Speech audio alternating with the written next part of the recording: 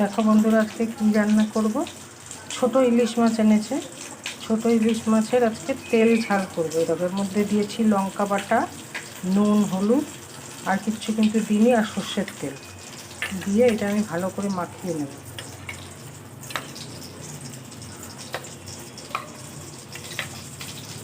লঙ্কা বাটা তো এই জন্য হাত দিলাম না, আমি চামচে দিয়ে মাখছি।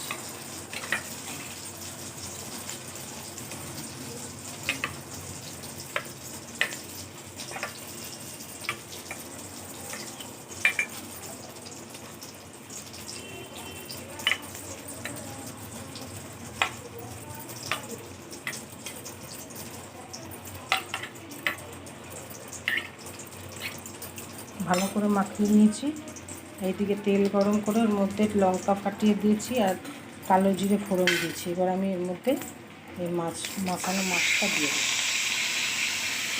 দিয়ে একটু মশলা ধোয়া জল দেবো, বেশি দেবো না।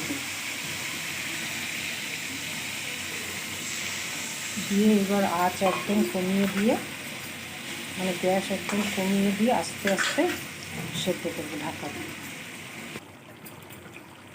দেখো বন্ধুরা, আমার ইলিশ মাছের তেল ঝালটা হয়েই গেছে। দেখো কত সুন্দর হয়েছে দেখতে, আর এত সুন্দর একটা গন্ধ বেরোচ্ছে না, খুব সুন্দর হয়েছে, দারুণ লাগবে খেতে।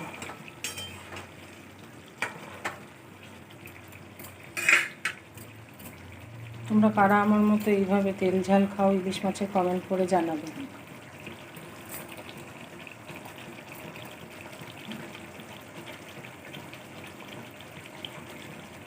আর আমার রান্নাটা যদি দেখে ভালো লাগে, লাইক কমেন্ট করো।